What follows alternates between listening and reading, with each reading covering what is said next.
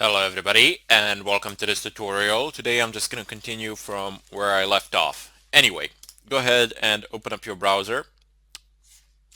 Type in, well, let's just see what the IP address is. ifconfig.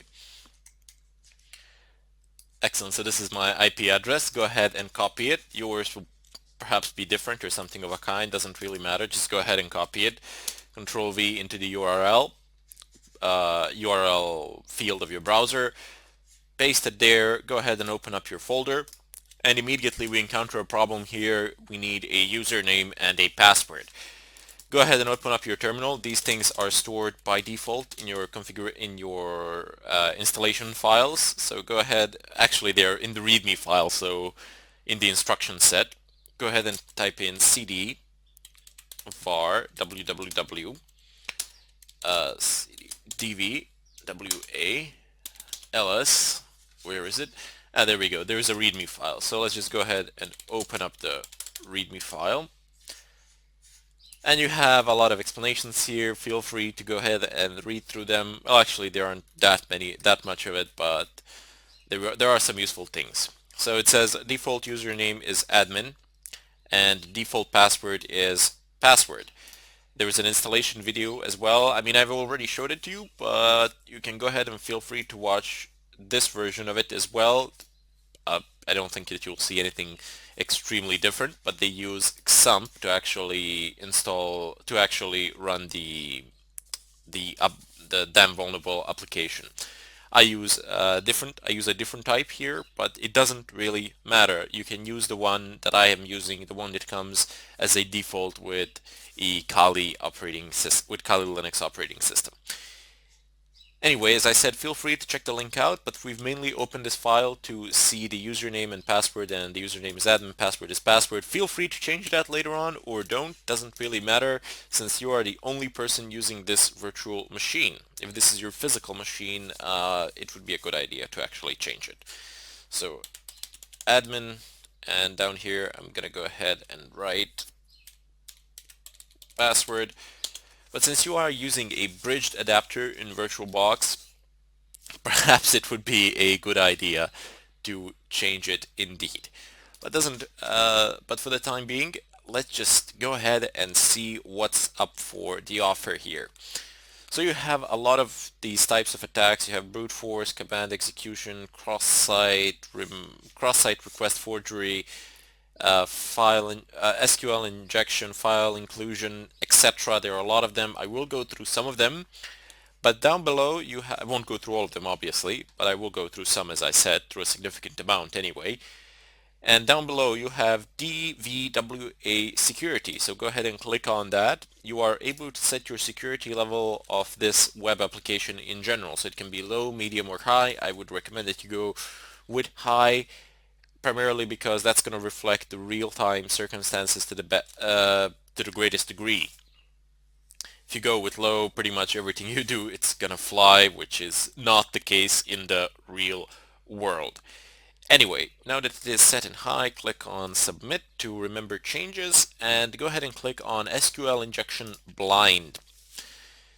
Now, this is where usually people type these things in, and you might think, oh well, that's not the case in the real world. We don't have a neat, clear field where we can type the things in.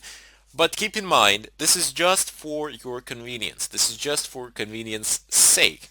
So if I just click on Empty Submit, you can see up here in the URL section there it says ID equals, and then there is nothing there. So whatever I would type in here would basically be set to ID equals. Let's type in 3333, submit. There you go. It says ID equals 3333. So in the real world, you would be typing these things up here in the ID section or something of a kind, while here they've just constructed a neat field where you can type these things in.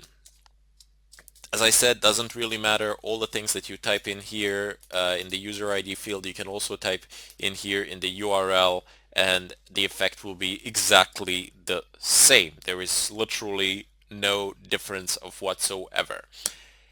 Anyway, now that we have our security parameters set up and that the environment is set up, that we've managed to log into it, let's go ahead and start up Burp Suite. Why do we need Burp Suite? Burp Suite will create a proxy for us.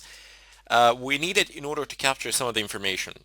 Some information. Primarily, we need to capture the session cookie so that we can use it later on with the SQL map, primarily because we have actually logged into into a website, and we need to enable our SQL map to actually request a field and go past the authentication with the session ID cookie. This is also a good method, primarily because most of the sites out there will allow you to create some sort of a basic user, and at the registration site, at the main login site, there are countless countermeasures. There are uh, intrusion detection systems. Uh, if they see that something is up, the red flags will be raised, your IP will be banned, and then you will need to change the IP. Uh, a ton load of things will be there. A lot of almost all the security systems will be focused primarily on that login page, and that can be a problem. But if you manage to create even a regular user, any kind of user, if you just type in some credentials there, whatever, log in, then suddenly on a lot of sites, and this is a really bad thing for a lot of websites out there, a lot of these systems tend to simply disappear. All the fields past the authentication, or any authentication, are pretty much neglected. And there are a lot more fields, and there is a far greater possibility that the mistakes have been made somewhere, and that you can actually make some sort of an exploit there using an SQL injection method. However, if you can't create any sort of usernames or users or anything of a kind, you will actually need to attack the login page itself. In that case, I do not believe that you will need a session ID, although you can still get it. Now keep in mind that this is your browser that we're dealing with, and we can do with it whatever we want.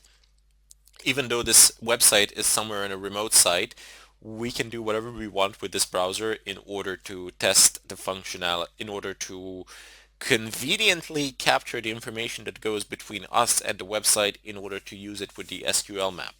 For that, we need to use Burp Suite, as I've said. So go ahead and open up another terminal. Here, let me just zoom this in, log in as root, of course, and type in Burp Suite. Press enter. If you're running it the first time around, you might be asked to accept a license agreement and to provide anonymous feedback. Whether you provide anonymous feedback or not, the choice is entirely yours, but you do need to agree to the terms of use. You do not, as I said, you don't actually need to provide any sort of feedback of whatsoever. They've just included that as an option, but you can disable it and it's fine. The program won't actually send anything in regards to you. Anyway, we have the Burp Suite running up. Go ahead and in the upper left corner, click on Proxy, click on Intercept.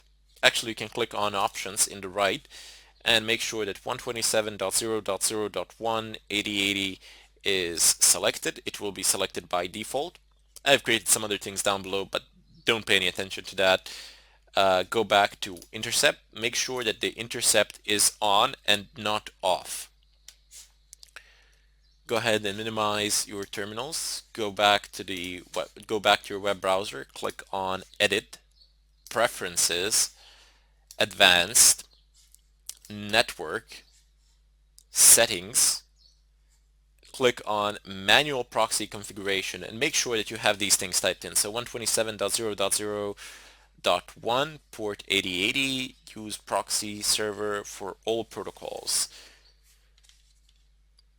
There you go. So those are pretty much the only settings that you need to type in. You need to type in the IP address of the loopback and the loopback IP address, and you need to write in the port number. The port number is 8080.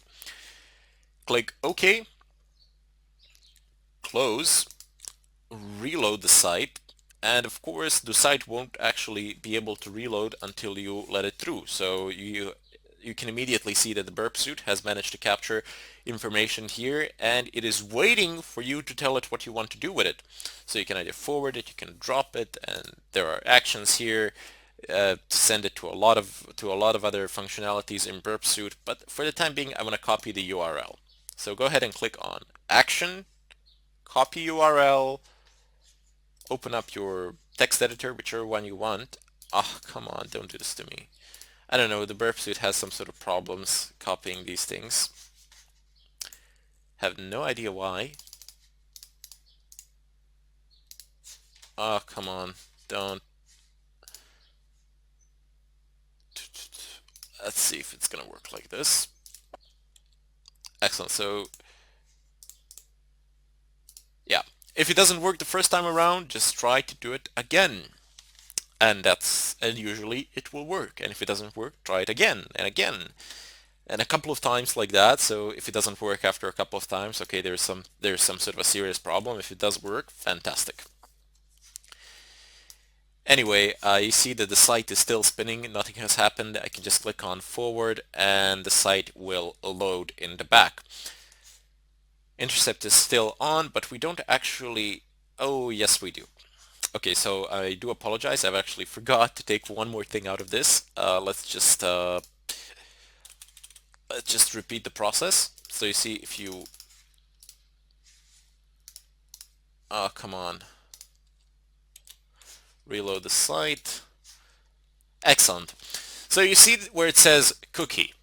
It's a security high, utma, blah blah blah, whatever, some other things down below that not even God can read. And then you have PHP SESSID.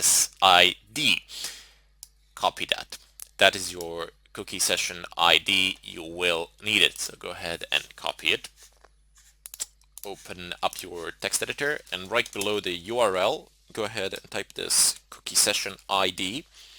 Excellent. So now you can feel free to close the Burp Suite. Are you sure you want to exit? Yes, I am sure.